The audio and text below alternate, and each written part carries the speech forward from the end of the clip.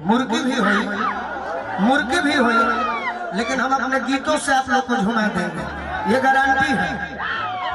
आप आज भोजपुरी गाना सुन रहे हैं, जब से यूट्यूब आया है, जब सीडी का जमाना था मामा जी, तो हम सुना करते थे मृत्युंजय चाचा आप तो 1000 देते हैं एक बार, और जब मजा आता है तब 1000 देवे करते हैं। अब मानते कितना है? जब अक्षरा सिंह से हमारा विवाद हो रहे, उनकर गलती रहे, तो पहले मृत्युंजय चाचा ही उनका के डटनी, हम वीरेंद्र चाचा, और जब देखनी हम कि मृत्युंजय चाचा के बोला था तो हमारे माथे गरम हो गया। काहे बोलूं भाई, एक कलाकार को आपको सम्मान करना चाहिए। तो जब आपका इस इंडस्ट्री में कितना साल हुआ मैडम बताओ तो थोड़ा? लगभग 8 साल हो गया। सीडी को भी सुनी हो? सीडी लगाकर, मैं वो गरीब घर का लड़का हूँ कि भाड़ा पर मंगाता था मैं बैटरी और सीडी। उस समय एक गाना हम सुना करते थे, प्रचार आवे लो तो मेहरारू अपना पियावा से कहे का। देखिए सीडी का जमाना कैसा था। आज वो गीत आ गई गदर तो एगो फिल्म आई बस सनी देओल के चल तेरे इश्क में पड़ जाते हैं। गाना अच्छा था, लेकिन सीडी का जमाना देखो, वो घड़ी प्रेमिका कैसे कहे अपना गोलू प्रेमी से कि मेरी अरनर में जवानी तड़पे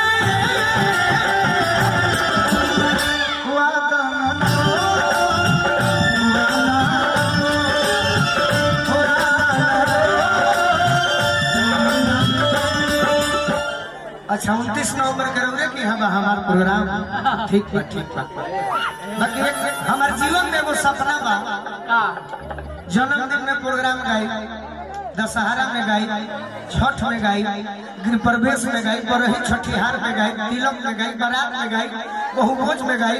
एगो हम जीवन में सपना सजल में मोरिसन भाई मिली जो सुहाग अपना प्रोग्राम कराए। अब पूछी कैसे? एगो भाई कहलन की बड़ी श्रद्धा है, पूरा अपने उतार के मानव अपना मंच पर कहीं कहिया तो तिलक में कहीं तिलक में खाली नहीं थी, तो बारात में कहीं बारातों में ना, बहुभोज में करना, हमार बात मानो सुहाग रात में करना। तो कैसे कहनी एगो हॉल ऊपर हम मैरिज हॉल, एगो हॉल मंच दूगो बनई हो, अपना पति पत्नी जो बात विचार करी हो, आने हम यह गाना गाई कि मेरी तड़पे जवानी तड़पे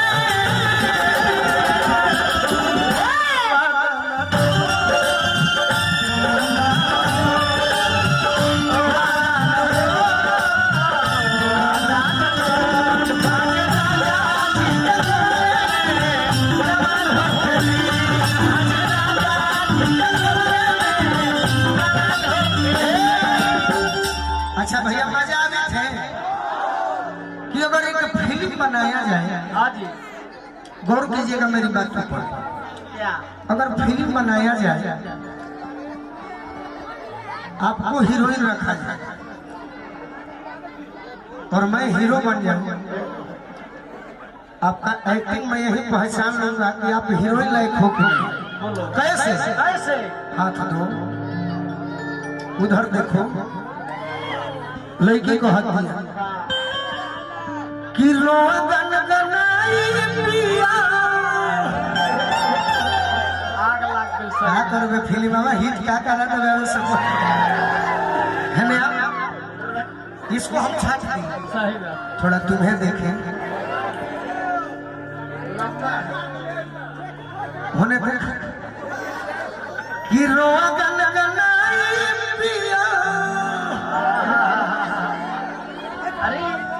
हंसी थे बर्दाश्त ना थई, अरे कोना जब उठाई है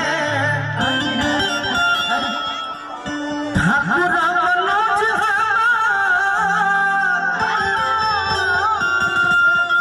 जियारा जुड़ाई है। हर लड़की के सोची है उनके के चाहिए।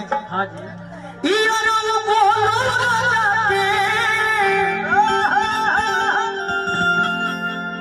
परेशान हो खेती लड़की कहत दिया अरे कि आज राजा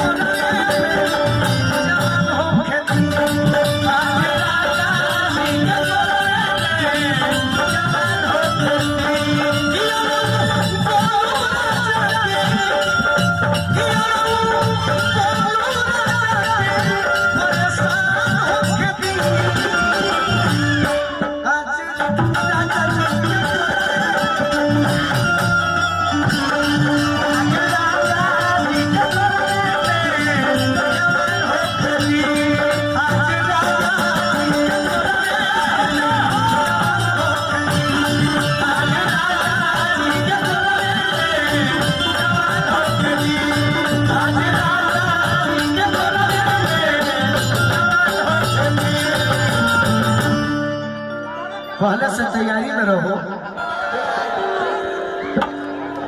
दीपक तिवारी के बियाह हो गई बा, वो लिहाज करी हमने कहते हो तरी बाल महंगा होगा नहीं जगह मिली तो मारो के पास एगो देवर भौजाई वाला नया गाना बनवले वाली सुन ली। ऐसे कि भाई ये दोनों हमारे ना हमारे दोनों भौजाइए भाई से। हाँ भाई एगो भौजी है बैठ के दाची हरत है। अरे दुष्ट रावण आओ सजल्दी कहिया तो हन हुई। ओहो बड़ी सुंदर बनारसी घराना के टीटू जी मेरे मित्र है गाय हो, उन्होंने ही मेरा गाना रिकॉर्ड किया था।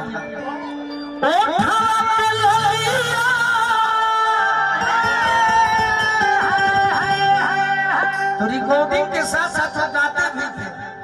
उनका एक गीत था मगध के क्षेत्र में भाई लोग सुने थे कि छोटे मोटे देवरा दुलरुआ सुतसी रहना है हाय हाय हाय क्या करना बताओ ना माइक में बोलो। रितिका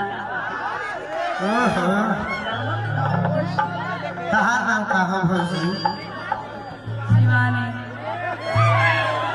ये दोनों भौजी के भैया बाहर गई बड़े, तो हम सब देवर मिल के यह कहत हन कि ये भौजी भैया दशहरा में ना आइलन, छठ में ना आइलन, दिवालियों में ना आई है।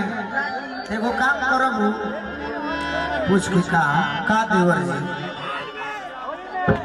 का देवर जी जोर से पूछ रहा भैया परेशान का देवर जी ये भौजी देखना भैया बहरा कोई बड़े कितना देवर बड़े सो तो बिना कथे के प्रसादी बाट न दो।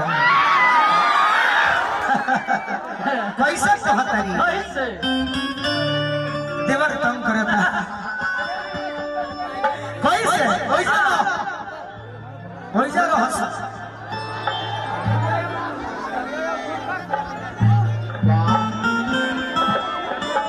भैया ध्यान दीजिए वीरेंद्र सिंह धुरान जी कैसे कहतरी तो दवा करा के तू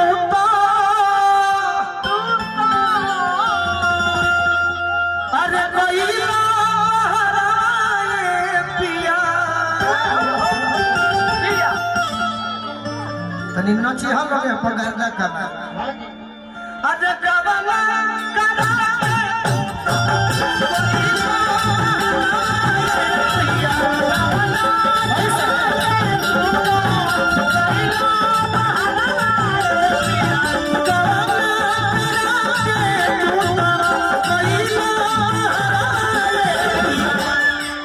गवना करा के तू तो बचा देला गईलो महारावा ये पिया तो देवरा का करता का पूछो लो का करता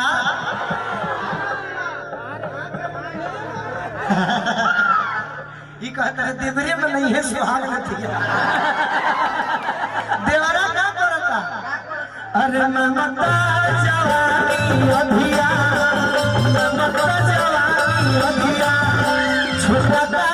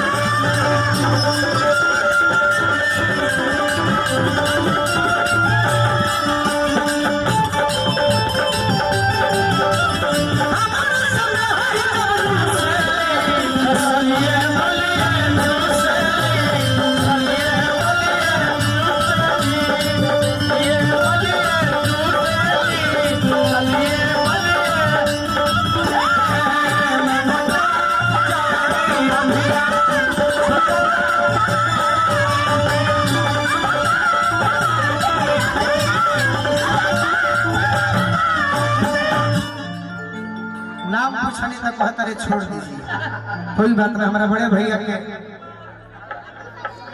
कौन गाँव का किंजर से आई मैंने बड़े भैया, बहुत अच्छा गाँव है। रोडे पर प्रोग्राम एक दिन वीरेंद्र चाचा करौनी बड़ी समाज जानते देवरा का करी है सब हम तो ना रहे घूरी आइल फेर में रहतावे किस के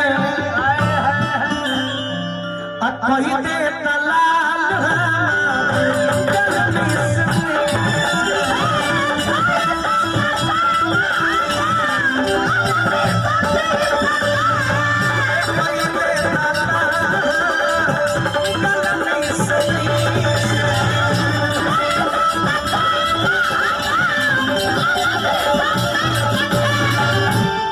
जब जब से तू बाहर गई बड़ा कि रतिया में सुतरे जाता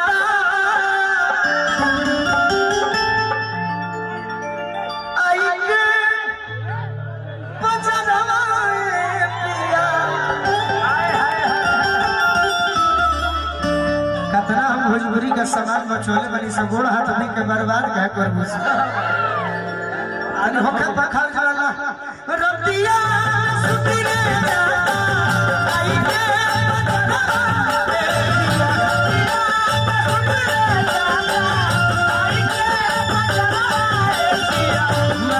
जवानी अभिया छोटा